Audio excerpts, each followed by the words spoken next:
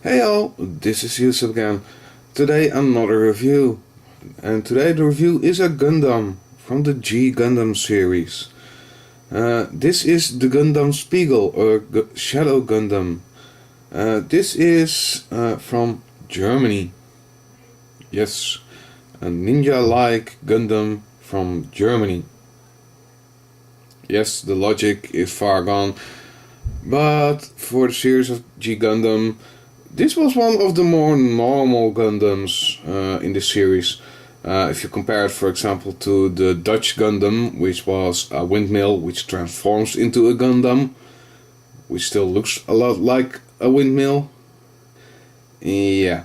Let's just say I can recommend trying to look up some stuff from G-gundam and look at some of the most crazy giant robots ever made. But this one is actually cool. This one actually has the signature pose of arms crossed over his shoulders. He actually has a custom pair of hands just for this. They can be used for other things, but this is what they are for crossing the arms, which is just insanely cool. Even part of his design, his chest can actually collapse a bit, so it looks better for crossing his arms. Well, how much detail can you give to something like that, like a signature pose? In my opinion, this is one of the better masterpieces I've ever gotten. Purely because of aesthetics and how simple yet still how well he works in most regards. In terms of what I've done with him, the only thing which I've really done is painted these silver, and I've applied general Gundam marker lines, and that's about it. Otherwise, I never applied any of the stickers. Well, the eyes I did, and the rest I didn't. There are also water slide decals, never applied them. I still have them, so when I get the courage to actually go and try that stuff, I might put them on. But even without those, he still looks incredibly good. Well detailed, even with little minor spots, like on his back skirt, those little yellow dots. Those are loose little pieces. So, nothing really to complain about in terms of detail. Perhaps I should find the sticker for the V-fin gem thingy here, but that's about it. Yeah, this is an older master grade 1:100 scale Gundam.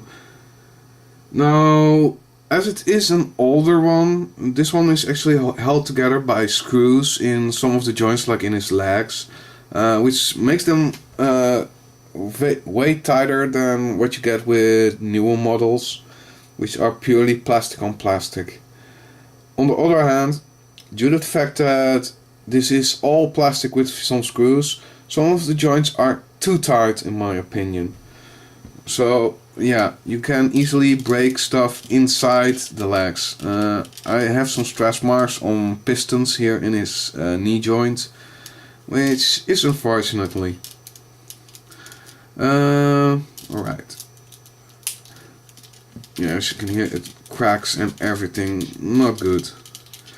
The knees are double jointed, so you can actually get quite some movement out of them.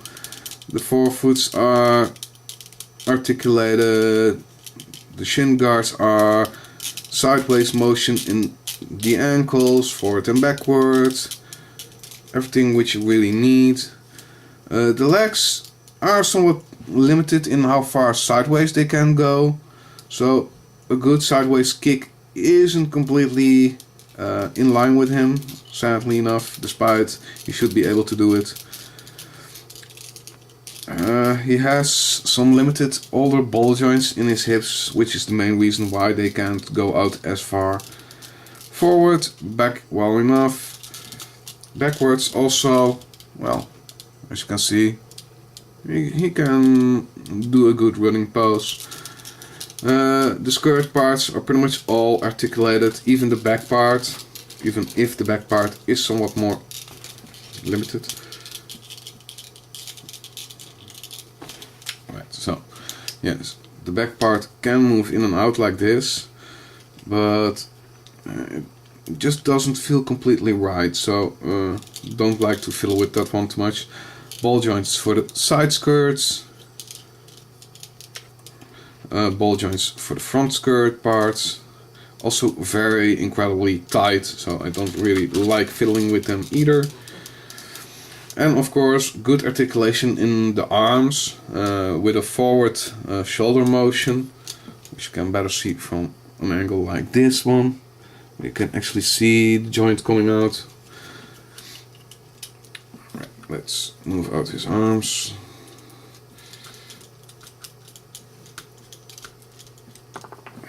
Yeah, the hands come out easily as that.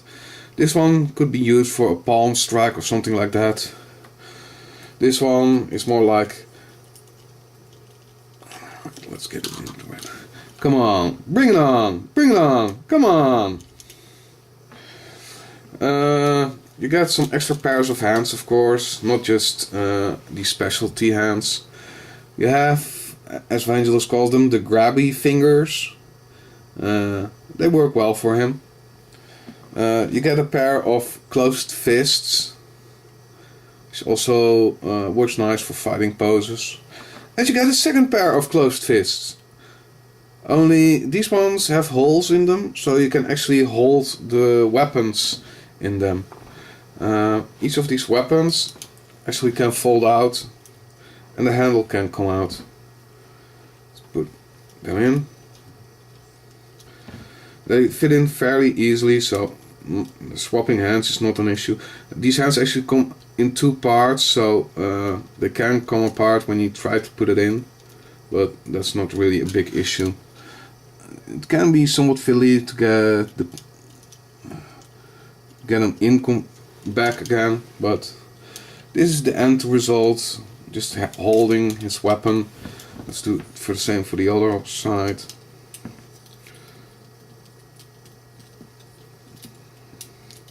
Yeah, it might be a bit off screen, but otherwise it's not doable with the way I sit here.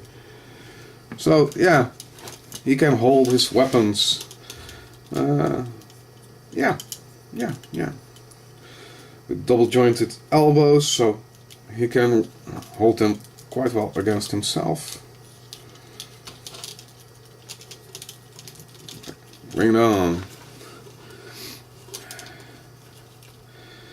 Yeah, all in all, a very nice kit, well articulated, even the chicken head, everything which you'd like in terms of mobility for a Gundam.